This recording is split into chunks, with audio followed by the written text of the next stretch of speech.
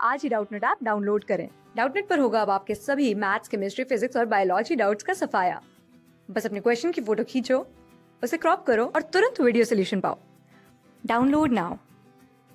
Assertion reason का हमारे पास question है जिसमें असर्शन में हमें दिया है कि कॉकरोच के स्पाइरकल्स एक तरफ तो बाहर की तरफ ओपन हो जाते हैं और दूसरी तरफ ये ट्राकिया में ओपन होते हैं।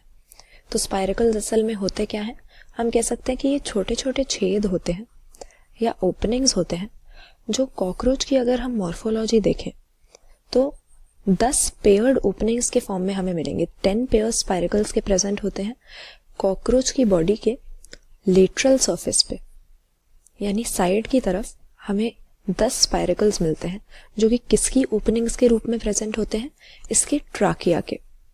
हम कह सकते हैं कि कॉकरोच के रेस्पिरेटरी सिस्टम का ये एक हिस्सा है, क्योंकि कॉकरोच टेरेस्ट्रियल तो होता है लेकिन क्योंकि एक इंसेक्ट है तो हमारी तरह इसके पास लंग्स होते नहीं हैं।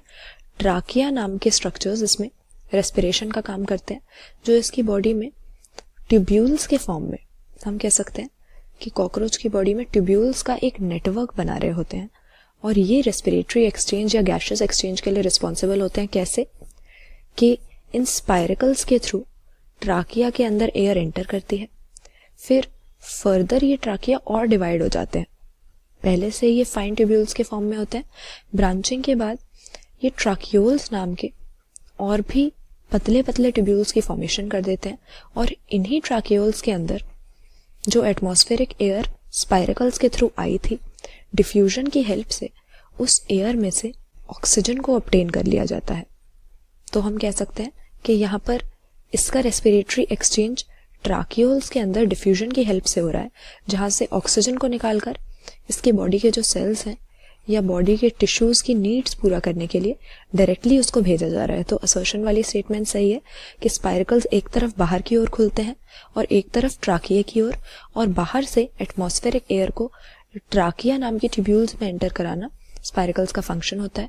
रीजन इसका दिया है कि स्पाइरकल्स इंस्पिरेशन और एक्सपिरेशन कराते हैं, तो ये हमारी गलत हो जाएगी रीजन वाली स्टेटमेंट, क्योंकि हम देखते हैं कि इंस्पिरेशन और एक्सपिरेशन ये दोनों टर्म्स ब्रीदिंग के साथ, या जिसको साइंटिफिक टर्म्स में हमारे रेस्पिरेटरी सिस्टम के केस में हम पल्मोनरी वेंटिलेशन बोलते हैं, उस प्रोसेस के साथ एसोसिएटेड है।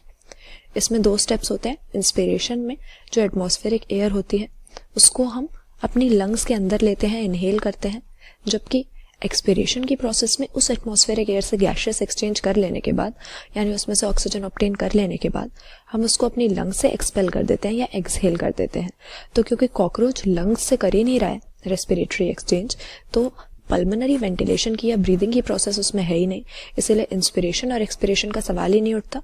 स्पाइरकल्स इंस्पिरेशन एक्सपिरेशन के साथ एसोसिएटेड नहीं है, बल्कि वो ओपनिंग्स की तरह एक्ट करते हैं जिसके थ्रू ट्राकिया में या कॉकरोच का जो ट्यूब्यूल्स का नेटवर्क है जो उसके रेस्पिरेटरी सिस्टम की तरह फंक्शन कर रहा है, उसमें एटमॉस्फेरिक एयर एंटर करती है ताकि उसमें से ऑक्सीजन ऑब्टेन कर सके। तो यहाँ पर ऑप्शन सी सही हो जाएगा। असर्शन तो सही स्टेटमेंट दी है लेकिन रीजन गलत है, क्योंकि कॉकरोच में पल्मोनरी वेंटिलेशन होती ही नहीं है, इसीलिए इंस्पिरेशन और एक्सपिरेशन के साथ भी कॉकरोच का रेस्पिरेटरी सिस्टम इन्वॉल्व नहीं होगा। क्लास 6 से 12 से लेके नीट, IIT, JEE मेंस और एडवांस के लेवल तक 10 मिलियन से ज्यादा स्टूडेंट्स का भरोसा। आज ही डाउनलोड करें डाउटनेट ऐप या व्हाट्सएप कीजिए अपने डाउट्स 8400 400 400 पर।